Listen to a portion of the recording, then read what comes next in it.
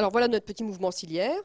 En fait, le mouvement ciliaire aussi, donc c'est lui qui est hyper important puisqu'il va permettre de pousser le mucus en avant, en fait. Donc on a un mouvement de préparation en arrière qui est passif, et puis c'est le mouvement en avant, un peu comme un fouet, en fait, hein, qui va permettre de faire avancer le mucus. Et donc c'est ce mouvement qui est hyper important, c'est ce mouvement avec la partie en avant qui demande de l'énergie, qui donc demande l'activité ATPasique, de la dinéine, entre autres. Alors on peut aussi explorer les cils et la fonction ciliaire. Par exemple, on peut mesurer la sécrétion, enfin ce que les patients exhalent comme oxyde nitrique par le nez. Et la valeur est à ce moment-là très basse. Je ne vais pas vous donner la physiopathologie de ça. On peut aussi brosser les cellules nasales et regarder le battement ciliaire, regarder en microscopie électronique quelle est l'ultrastructure ciliaire et regarder donc qu'est-ce qui est anormal dans la structure des cils. Et on peut évidemment faire une étude génétique ou même mettre les cellules en culture pour mieux les étudier. Donc ça, c'est pour la structure des cils qui va jouer un rôle donc, dans la sclérose mucociliaire. Deuxième élément qui joue un rôle dans la sclérose mucociliaire, c'est le liquide de surface des voies aériennes. Alors lui, je vous ai dit, il y a deux phases. Le mucus, qui est transporté par les battements ciliaires, et le liquide périciliaire, qui est la phase où battent les cils. Le mucus, on n'a que 10 à 20 millilitres de mucus qui sont sécrétés par jour. Et donc, c'est une épaisseur très fine à la surface du mucus, à la surface des cils. C'est une épaisseur d'à peu près 0,5 à 2 microns. Donc, ces fonctions, ça va être de piéger et d'éliminer les aéreux contaminants. Mais ça va aussi humidifier les voies aériennes.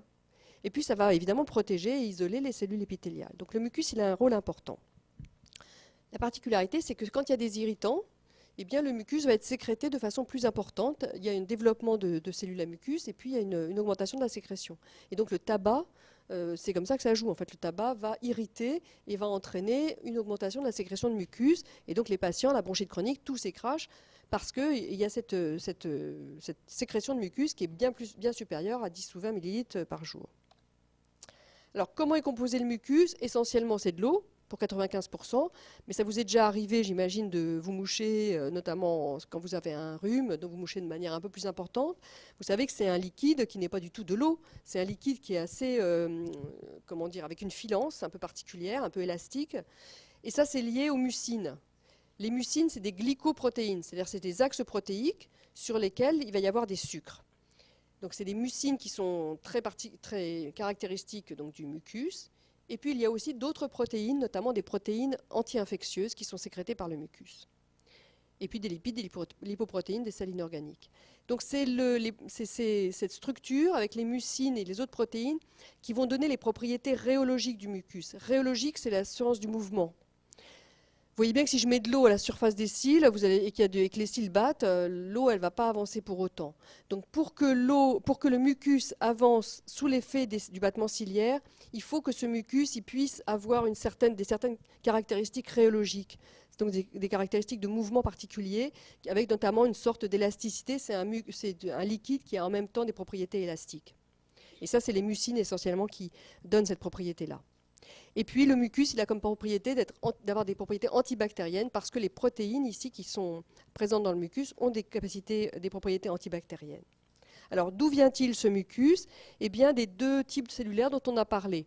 C'est-à-dire des cellules à mucus. Alors vous voyez ces cellules à mucus en microscopie électronique, là, les goblet cells, soit de l'épithélium de surface, soit des glandes sous-muqueuses. On a tous ces granules ici, on a le noyau là en périphérie, c'est pour ça qu'on appelle les cellules caliciformes, elles ont une forme de calice en microscopie électronique. Et vous voyez ces granules clairs aux électrons et quasiment coalescents, eh bien ils contiennent les mucines. Donc c'est les cellules caliciformes qui sécrètent la partie mucine, ces glycoprotéines présentes dans le mucus. En revanche, c'est les cellules séreuses qui vont sécréter les protéines à activité antibactérienne. Donc les cellules séreuses, vous voyez qu'elles sont très différentes, elles n'ont pas le même aspect, et puis elles ont des granules, au contraire, qui ne sont pas coalescents et qui sont denses aux électrons. Et donc ça, les granules contiennent des protéines à activité antibactérienne. Et la majorité du mucus provient des glandes sous-muqueuses. Bon, les mucines, donc voilà, synthétisées par les cellules à mucus, je vous ai dit, c'est un axe peptidique, dessus il y a des chaînes d'hydrates de carbone, bon, bref, ça je vous l'ai déjà dit. Et ensuite, on a le deuxième acteur du liquide de surface des voies aériennes, c'est le liquide périciliaire. Alors lui aussi, sa composition est de mieux en mieux connue. Il y a un contrôle précis de son épaisseur qui fait à peu près la hauteur des cils, enfin, oui, 6 à 8 microns, et de sa viscosité. Donc c'est l'épithélium bronchique qui sécrète le liquide périciliaire, qui contrôle le volume et la composition. Et ça, il le contrôle, on ne va pas entrer dans les détails, par des différents canaux ioniques qui sont présents à la surface des cellules épithéliales. Notamment, il y a une absorption de sodium, il y a une sécrétion de chlorure, et donc ça va déterminer une certaine composition très précise de liquide de surface des voies aériennes. Alors pourquoi, là encore, j'en parle? Parce qu'il y a une maladie qui est bien connue, qui s'appelle la mucoviscidose, vous avez déjà dû en entendre parler. Donc c'est une maladie génétique. Et elle est due à quoi, cette maladie? En fait, elle est due uniquement à des mutations, enfin uniquement, oui, à des mutations sur un canal chlorure. Il y en a plusieurs, des canaux chlorure à la surface des voies aériennes, enfin de l'épithélium des voies aériennes. C'est un canal qu'on avait appelé CFTR, Cystic fibrosis, ici en anglais, c'est la mucoviscidose. Et là, c'est pour dire que c'est un canal qui va réguler donc, le transport ionique. Cette protéine CFTR, donc c'est un canal pour les ions chlorure. Elle va aussi réguler le canal sodium. Et donc, elle est exprimée à la surface du pôle apical des cellules épithéliales bronchiques.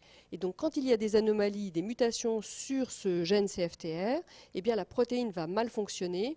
Et il va y avoir des anomalies de la clairance mucociliaire et des infections et une insuffisance respiratoire qui va généralement être la cause du décès. Mais comme cette protéine elle est exprimée dans plein d'autres organes, notamment par exemple au niveau du pancréas, les patients vont également avoir une insuffisance pancréatique. Cette protéine elle va jouer aussi un rôle important au niveau des canaux déférents, et donc ce sont des patients qui généralement vont avoir une stérilité pour les hommes. Alors, on va un petit peu maintenant finir en parlant de cette clairance mucociliaire dont je vous parle depuis un quart d'heure là. Si on récapitule, on a ici notre épithélium bronchique qui est constitué de cellules ciliées, de cellules à mucus et de cellules séreuses. On a des glandes sous-muqueuses qui sont constituées aussi de cellules séreuses et de cellules à mucus. Alors, les cils, vous vous rappelez, ultrastructure ciliaire très importante, c'est le battement ciliaire qui va permettre de transporter notre mucus. Le liquide de surface des voies aériennes, donc il est constitué de deux éléments. Le mucus, il est synthétisé, il est composé d'eau et des sécrétions des cellules à mucus et des sécrétions des cellules séreuses. Sécrétion des cellules à mucus, c'est les mucines. Sécrétion des cellules séreuses, c'est des protéines antibactériennes. Les mucines, elles sont capables de donner donc, cette propriété au mucus de transporter, d'englober les aérocontaminants. Il y a aussi les sucres, ce sont aussi des récepteurs aux bactéries. Donc ça permet... les mucines aussi ont des propriétés antibactériennes. Donc notre mucus, il va circuler par le battement ciliaire à la surface des cils, et les cils, ils battent dans ce liquide périciliaire, qui doit être de composition et de volume très définis. Alors normalement, les bactéries que l'on peut inhaler, évidemment, puisque l'air autour de nous n'est pas stérile, les bactéries vont être éliminées par un transport mucociliaire à peu près en 6 heures. On considère que les cils, ils permettent de faire avancer d'un millimètre par minute à peu près, donc je vous ai donné un temps moyen de 6 heures. Les bactéries, évidemment ça dépend des bactéries, mais en moyenne aussi on peut dire qu'elles se multiplient, elles, toutes les 20 minutes. Donc en fait, les substances antibactériennes qui sont présentes au niveau du mucus, dans le mucus, donc le mucus va englober ces bactéries, et puis il y a des substances antibactériennes qui vont inhiber la croissance bactérienne pendant ces 6 heures qui vont être nécessaires pour la clairance de ces bactéries, pour qu'elles arrivent finalement jusqu'au niveau du carrefour aérodigestif, où là elles sont dégluties, dans l'estomac en a un pH très acide, et elles vont être détruites. Si la clairance est inefficace, donc si on a un mucus qui n'est pas correct, parce que même s'il est sécrété en grande quantité, généralement il ne fonctionne pas très bien. Si on a un liquide périciliaire qui n'est pas de composition ou de volume normal, si les cils bien évidemment ne fonctionnent pas bien, à ce moment-là les bactéries vont rester plus longtemps, elles vont acquérir des résistances aux substances et elles vont recommencer à se multiplier au bout de, j'ai mis 24 heures, enfin au bout d'un certain temps. Et donc à ce moment-là, ça va créer une augmentation de la population bactérienne et évidemment un risque d'infection bronchique. Et c'est ces infections bronchiques répétées qui, au final, vont entraîner une insuffisance respiratoire. Alors là, pour l'épithélium bronchique, de quoi devez-vous vous souvenir? Eh bien, l'épithélium bronchique qui permet la clairance mucociliaire, c'est ce qu'on appelle un moyen de défense de l'immunité innée, c'est-à-dire que ce n'est pas une immunité spécifique avec des lymphocytes qui vont reconnaître spécifiquement une bactérie, d'accord? C'est l'immunité innée qui va défendre l'organisme contre une quantité importante de germes ou de virus. Il y a deux acteurs essentiels, c'est les cils et le liquide de surface des voies aériennes. Les cils, rappelez-vous l'importance de l'ultrastructure ciliaire. On sait qu'il y a des maladies maintenant avec des mutations sur certaines protéines qui vont entraîner donc des anomalies ciliaires et donc une mauvaise clairance mucociliaire.